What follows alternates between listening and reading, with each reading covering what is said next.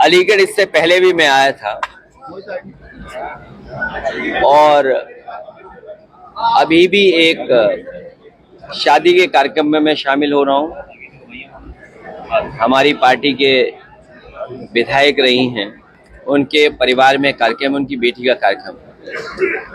इसके बाद हमारे पार्टी के एटा के जिलाध्यक्ष, उनके पारिवारिक कार्यक्रम में मैं नहीं पहुंच पाया था। अलीगढ़ में उनका घर है, इसलिए मैं उनसे मिलकर के, परिवार के लोगों को मिलकर के आशीर्वाद देकर के जाऊंगा। इससे पहले आपको याद होगा, हमारी पार्टी के विधायक, पूर्व विधायक, उनसे भी मुझे मिलने का मौका मिला था। मुझे खुशी है इस बहाने कि बहुत सारे कार्यकर्ताओं से मिलने का मौका मिल जाता है और आप जैसे हमारे पत्रकार साथी, इनसे भी संपर्क हो जाता है, अपनी बात कहने का मौका मिलता है। जहां तक जो राजनीतिक परिस्थितियां हैं, भारतीय जनता पार्टी का जो रास्ता है वो नफरत भरा है। भारतीय जनता पार्टी की राजनीति नकारात्मक है और जब जब अपनी नाकामी उन्हें छिपानी होती है तो कोई ऐसा फैसला लेते हैं जिससे लोगों का ध्यान बढ़ जाए। ध्यान बढ़ने के साथ साथ समाज में कैसे हम खाई खोदें, उस दिशा में काम करते हैं। लोकतंत्र को और संविधान को और बाबा साहब भीमराव अम्बेडकर जी का दिया हुआ संविधान समय समय पर ये नहीं मानते हैं, उसकी कोई परवाह नहीं करते हैं। ये हमारा संविधान हमारी ढाल है, संविधान हमारा सम्मान है, संविधान हमें पहचान देता है, संविधान हमारा हक अधिकार हमें दिलाता है। उस संविधान पे समय समय पर भारतीय जनता पार्टी चोट पहुंचाती है। फिलहाल सुमन को लेकर लगातार सियासत हो रही है, विरोध प्रदर्शन। आगरा में पुलिस ने बाकायदा डंडे खरीदे हैं, क्या कहेंगे आप? नहीं, रामजिया सुमन जी ने जो कुछ कहा उसके बाद राज्यसभा के रिकॉर्ड से वो बात हटा दी गई। जिस समय कोई बात रिकॉर्ड से हटा दी जाती है उसी समय बात खत्म हो जाती है। लेकिन भारतीय जनता पार्टी का भरोसा तानाशाही पर है। हिटलर ने कभी ट्रूपर्स बनाए थे, अपने पॉलिटिकल वर्कर्स को पुलिस की वर्दी पहना करके वो जो चाहता था वो हिटलर करवाता था। ये जो सेनाएं दिखाई दे रही हैं, ये मुख्यमंत्री जी के इशारे पर सेनाएं हैं और ये जो कुछ हो रहा है ये सब कुछ सरकार के इशारे पर हो रहा है और संविधान ही हमारी ढाल है। मैं तो इतना ही कहूंगा, क्योंकि आज प्रधानमंत्री जी बनारस में हैं और मुख्यमंत्री जी भी बनारस में हैं।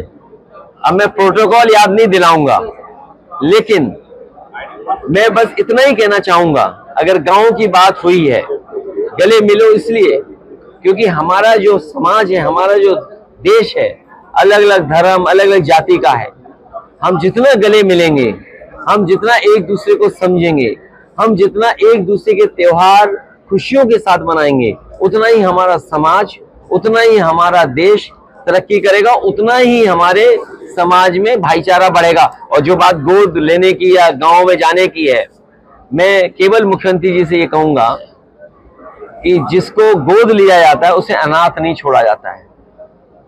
जिन सांसदों ने कभी गांव गोद लिए होंगे उन्हें अनाथ कर दिया।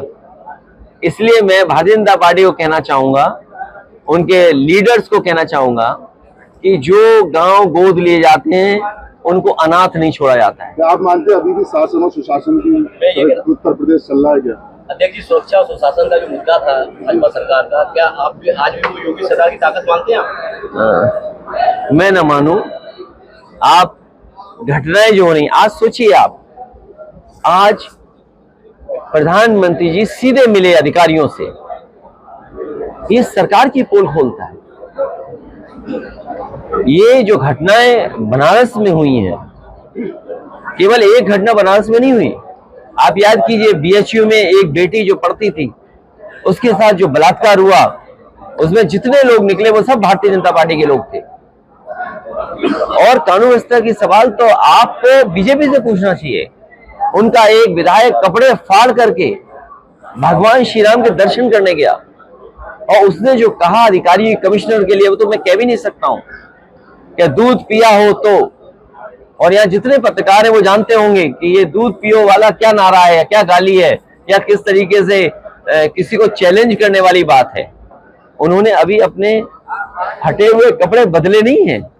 तो कानून व्यवस्था तो समझ लो यही है। और जब प्रधानमंत्री सीधे जानना चाहते हो तो सोचिए सरकार की क्या बची कानून व्यवस्था। और सच्चाई ये है, दिल्ली वालों को लखनऊ वाले धोखा दे रहे हैं। सर, एक अलीगढ़ को लेकर सर अलीगढ़ आउटसोर्स डिपार्टमेंट करने जा रही है। आउटसोर्स यही होता है कि जैसे आपके मालिक है, जब चाहे तब निकाल दें आपको। सर अलीगढ़ और आउटसोर्स इसलिए कर रहे हैं क्योंकि आज आरक्षण न देना पड़े, जो हक है, जो आरक्षण है वो न देना पड़े, अपनी मनमानी तरीके से नौकरी दे दें, मनमानी तरीके से वेतन तय कर दें, मनमानी तरीके से एक्सप्लॉइट कर दें।